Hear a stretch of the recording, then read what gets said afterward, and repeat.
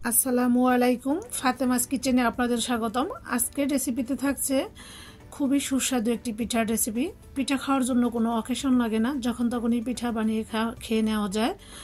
তো আজকে আমি তৈরি করে দেখাবো খেজুর বড়া পিঠা। আশা করি আমার আজকে খেজুর বড়ার পিঠার রেসিপিটি আপনাদের ভালো লাগবে। যদি ভালো লাগে প্লিজ একটি লাইক দিবেন। এখানে আমি 2 প্যাকেট খেজুর নিয়েছি। খেজুরগুলো খুবই মিষ্টি এবং রসালো। কখনই কি নাম শুনেছেন খেজুর পিঠা তৈরি করা যায়?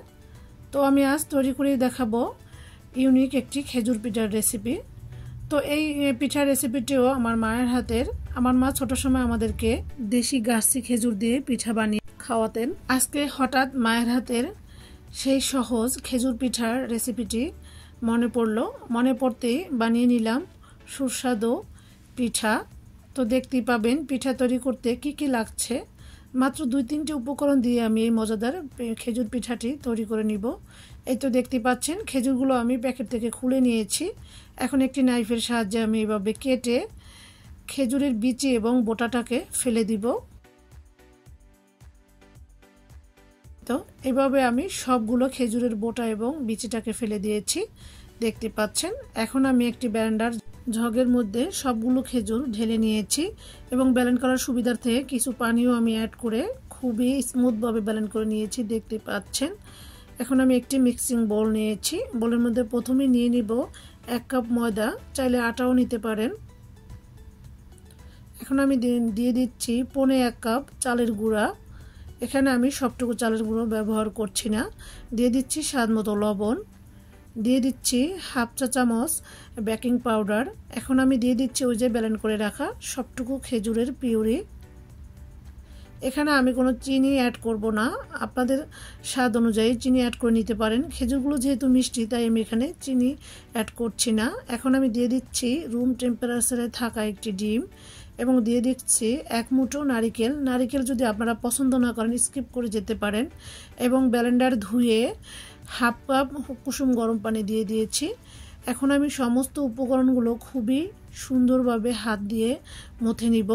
এই কাজটা অবশ্যই হাত দিয়ে মিক্স করে নিতে হবে, এতে করে পিঠার ব্যাটারটা খুবই স্মুথ হবে। এতে করে পিঠাটাও তৈরি করলে খুবই সফটি হবে।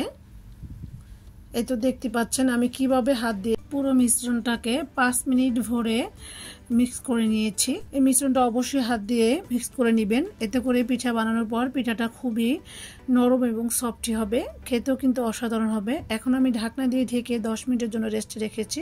ফিরে আসছি 10 মিনিট পর। দেখতে পাচ্ছেন আমার মিশ্রণটা সেট হয়ে গিয়েছে, যেটুকু নরম ছিল এখন পারফেক্ট ব্যাটারে পরিণত হয়েছে। এদিকে আমি আগে থেকেই চুলায় তেল বসিয়ে দিয়েছি। তেলটা যখন গরম হয়ে এসেছে ওই পর্যায়ে আমি এখন পিঠার মিশ্রণগুলো দিয়ে দিচ্ছি ছোট ছোট শেপ করে। আপনারা আপনাদের পছন্দ মতো ছোট বড় শেপ দিয়ে দিবেন। এই তো আমি এখন চুলার আঁচটা একবারে মিডিয়ামে রেখে উল্টে পাল্টে পিঠাগুলো ভেজে নিচ্ছি, দেখতে পাচ্ছেন।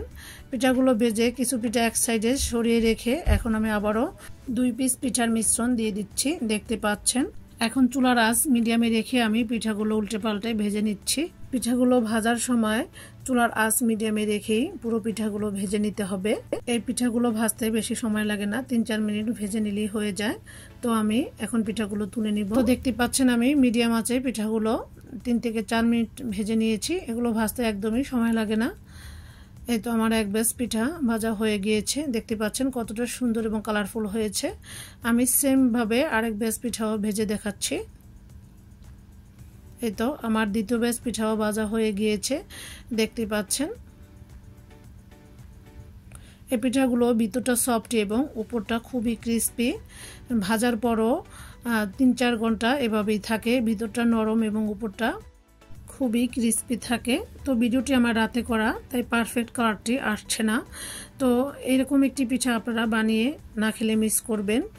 তো একটি পিঠা আমি ভেঙে দেখাচ্ছি, দেখুন ভিতরটা সফট এবং উপরটা ক্রিস্পি হয়েছে। তো আজকের পিঠার ভিডিওটি কেমন লেগেছে অবশ্যই কমেন্ট করে জানাতে ভুলবেন না। ভিডিও ভালো লাগলে প্লিজ সাবস্ক্রাইব করে পাশেই থাকবেন। আল্লাহ হাফেজ।